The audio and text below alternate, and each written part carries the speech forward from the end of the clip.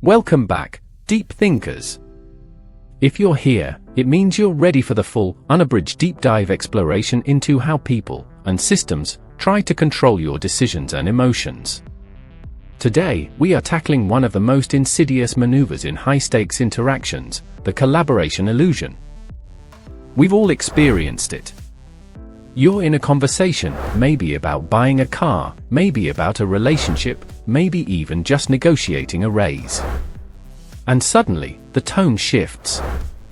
The person you were talking to seems to lose interest, or worse, they physically start walking away. Your immediate, natural reaction is confusion. You think, wait, what did I say? Did I offend them? But that feeling of disorientation? That's the trap activating. What you are witnessing here is this higher authority trap. It's a psychological play designed to eliminate adversarial friction, meaning, it removes any chance for you to push back or challenge their position. The core thesis is this: when someone makes a dramatic walk away, they aren't genuinely fighting their boss or running away from you because of an insurmountable problem. It's a rehearsed play. They are creating an illusion of collaboration failure.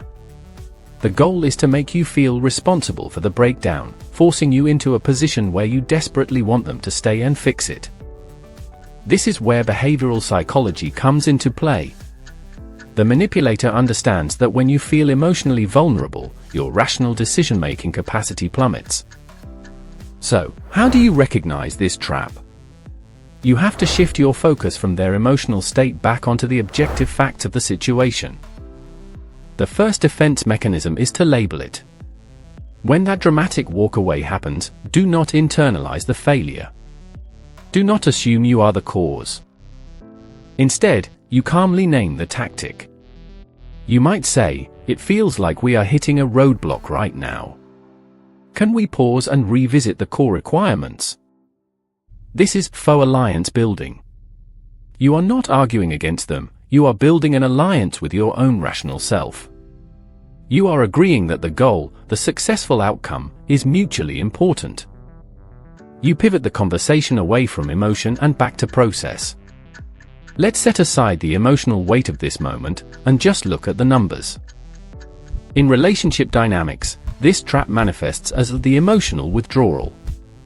When a partner suddenly goes silent or physically leaves the room during conflict, they are attempting to create emotional vacuum and force you into chasing them.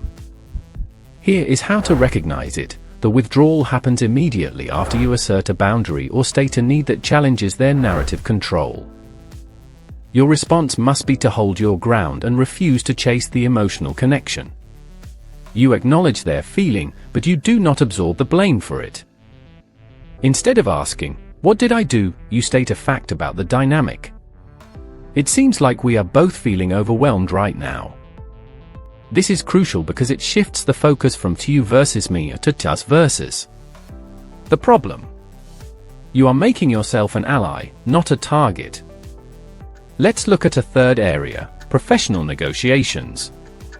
If you are negotiating a contract, and your counterpart suddenly becomes vague or starts talking about higher-ups who aren't present, that is the trap in action. They are using the authority structure as a shield to avoid making a commitment or admitting weakness. The goal is to make you feel that your request is too big for them, so you back down. Your countermove is to refuse to accept ambiguity. You must bring the conversation back down to the level of actionable, measurable commitments between the two people in the room. Ask questions that require a yes or no, not an emotional response. For example, instead of "Can we make this work?" ask, "By Friday, can I expect the revised clause 3B?" Remember, mastering this requires emotional detachment. You must view these interactions not as personal conflicts, but as predictable psychological scripts. The key takeaway is that when you feel that gut punch of confusion, pause. Take 3 seconds. Breathe. And ask yourself, am I reacting to a genuine problem, or am I reacting to a psychological maneuver? This pause is your power move. It breaks their rhythm and forces them to confront the fact that you are not easily flustered.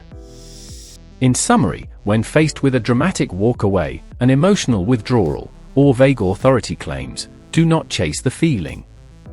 Chase the facts. By understanding that these are scripts, highly predictable, manipulative scripts, you strip them of their power. You become the architect of your own emotional safety. This level of awareness is not about winning arguments, it's about protecting your peace and preserving your rational self-worth. Now, go out there and watch for these patterns. Don't just react to the drama, analyze the psychology behind it. If this deep dive helped you reframe your understanding of human interaction, hit that like button and subscribe for more psychological blueprints.